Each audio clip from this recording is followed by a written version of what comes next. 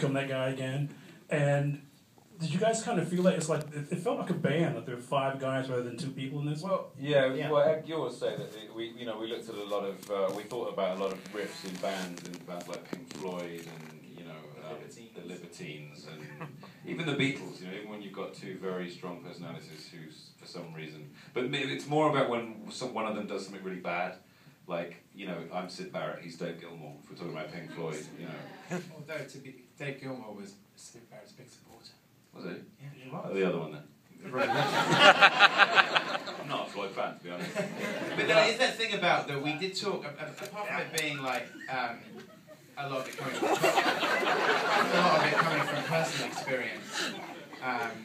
Apart from a lot of it coming from personal experience, the one thing where we sort of went outside our own life was talking about bands and what causes a rift between 2 former best friends. And the story of Sid Barrett was a really sort of sad one of somebody who has to be excommunicated from the band he made famous and stuff. So it's thought about, because I think there's a lot of people have that in their lives, whether it's a friend or a family member that they have to cut off or feel that they should cut off, and it's like... Well, it's like Pete Doherty's soul broke into cult. The Libertines is a British band.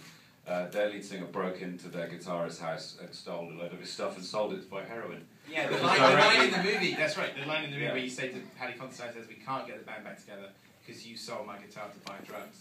That's what Pete Doherty did. Yeah. Go on.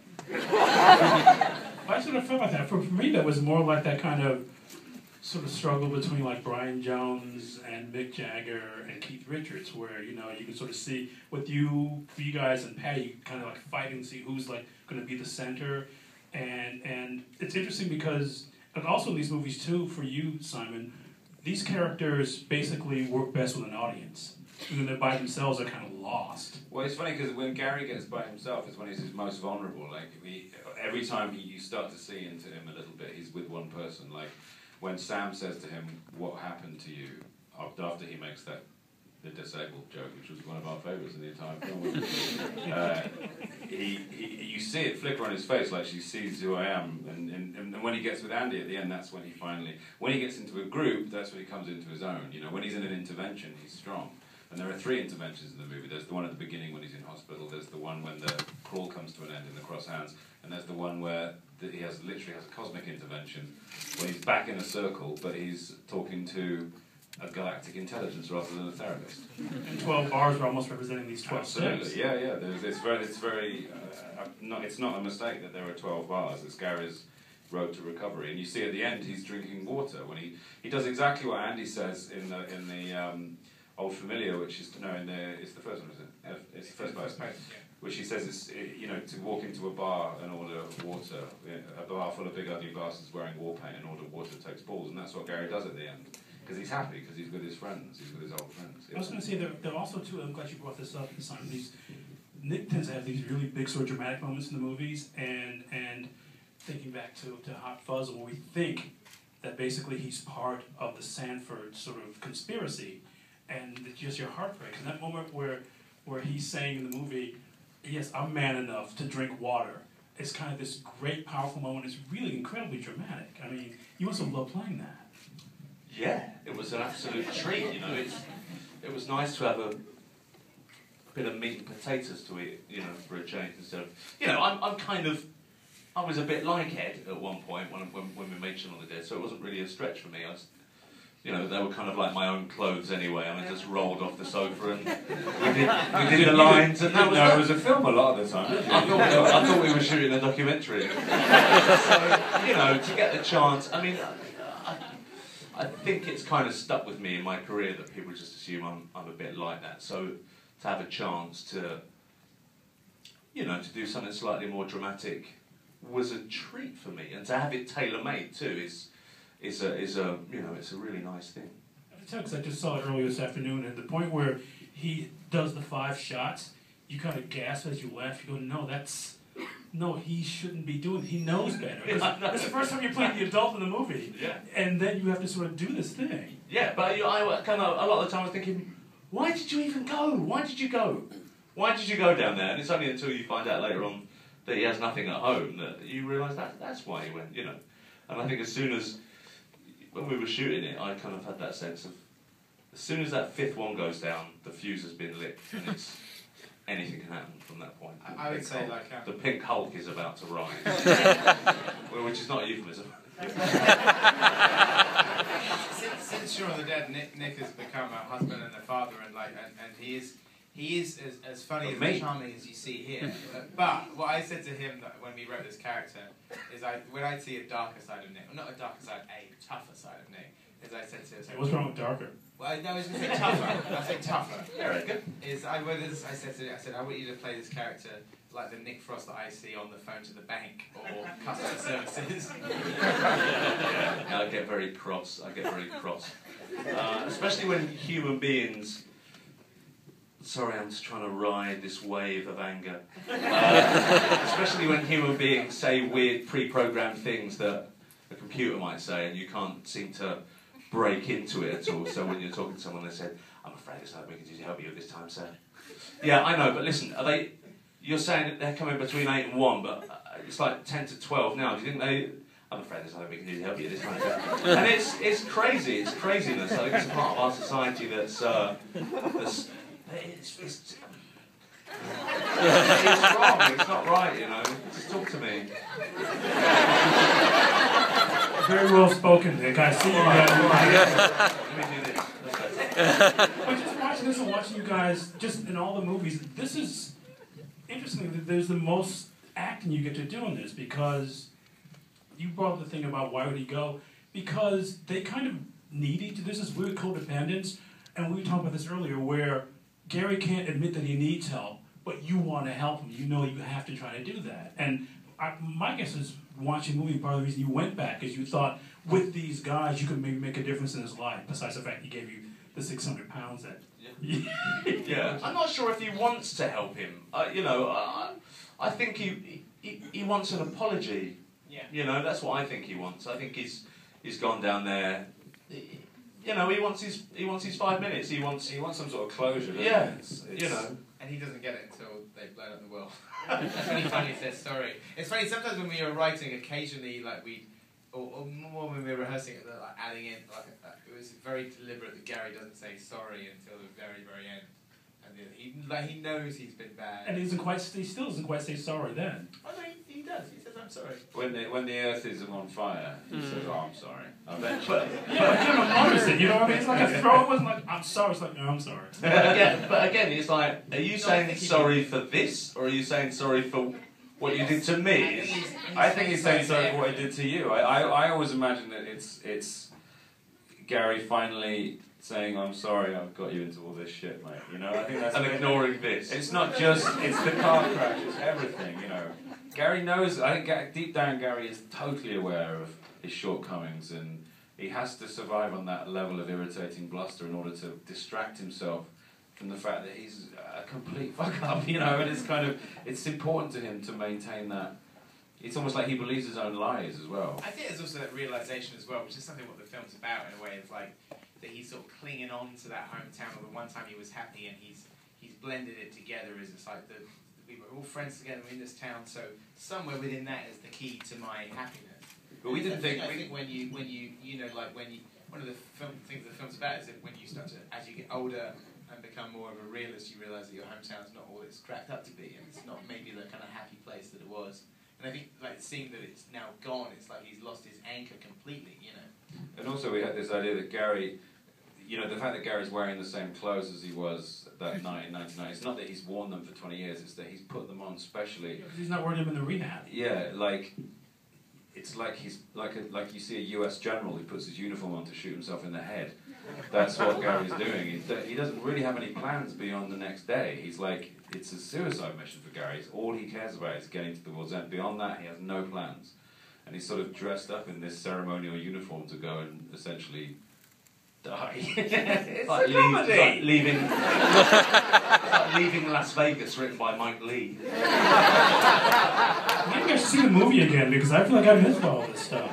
But one of the things I do love about it, and you've been kind of going to this, and I've mentioned this to you a few times, the bathroom battle sequence is basically your Warriors sequence. I mean, it certainly touches on that. The big bathroom fight in the Warriors. Well, Can I just say we got an email from The Rock today?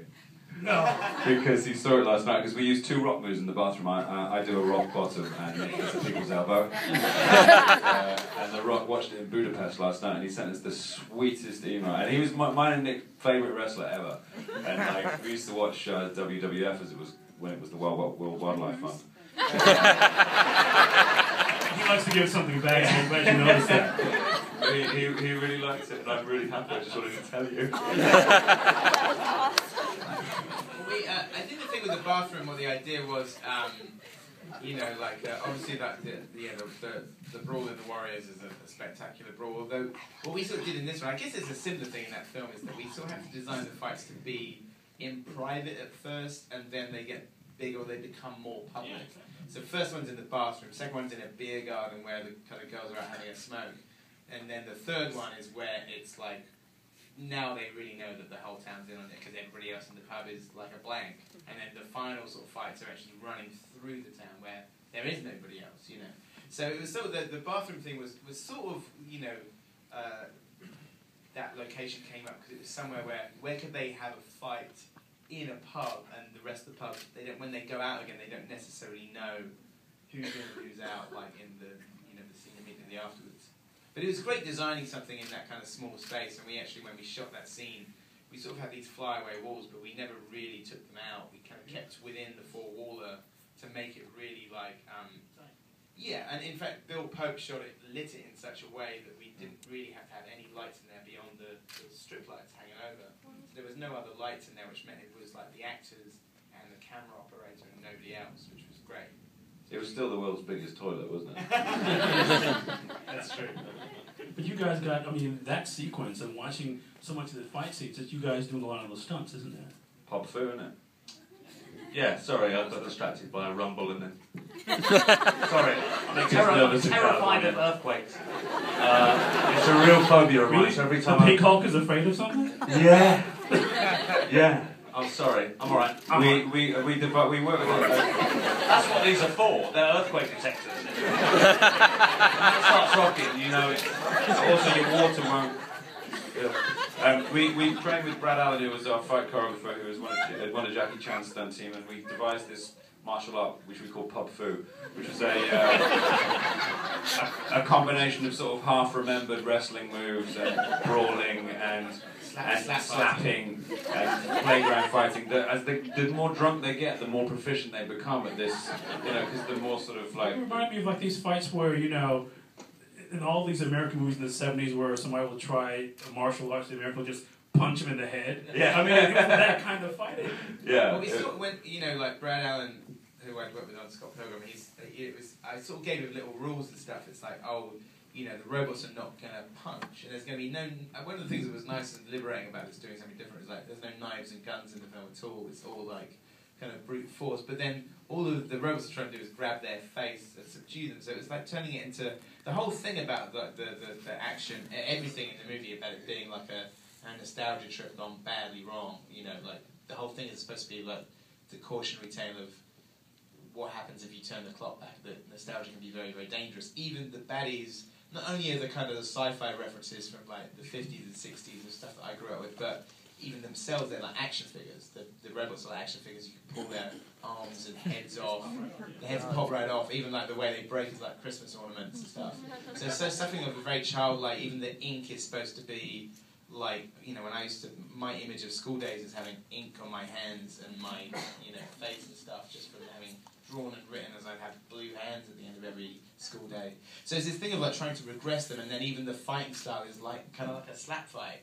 You know, like some kind of like playground game. So they're like toys, aren't they? It's almost like they're boys playing with their toys. You know, when they're fighting and like the kids would pull their arms and heads off their toys. That's kind of what they're doing. And Gary uses alcohol as a way of regressing his friends. And the more childish they become, the more nightmarish it all becomes, and the more the sort of, you know, nostalgia becomes more. It's lethal. the drunken master thing. Yeah, absolutely. Drunken master. The thing, one of the things that was interesting about doing the fights as well is that we tried to find like non-stuntman looking people, because there's that thing like sort of stunt performers are a particular type. Like if you see in a nightclub scene like a burly like waiter, you know that guy's going through a table or a floor. There's the stuntman in the scene. So with this, like, we tried to find people who were not of that body shape, and in fact, with the scene in the toilets, like with the teens, I asked Brad Allen, having done the scene in Hot Fuzz, which I ended up cutting out, that didn't really work, which was with Nicholas Angel arresting some hoodies. I said, "Oh, do you think we could find teenage stuntmen?" And he said, "Absolutely." And he said, "You have to go to like circus schools and gymnastics classes and find like gymnastic champions." So the kids in that scene are like from the ages of like 15 to 20. And the first kid, the one who gets decapitated, he was 15 on the set and turned 16 during the shoot. And when he was 12, he was Chloe Moretz's stunt double as Hit Girl in Kick-Ass. In his dress. So a 12-year-old boy in a dress. And he was basically like, what was great doing that scene is having like the... Why did you put that in my head? He went from stunt boy to stunt man on set. It was quite... And he doubled up, he doubled for a number of the female characters, didn't he? I did start to feel bad when he was always in drag, the 16-year-old. I hope he never goes to prison. Let's avoid this. Let's move on from this. It's a very grey area. Say, the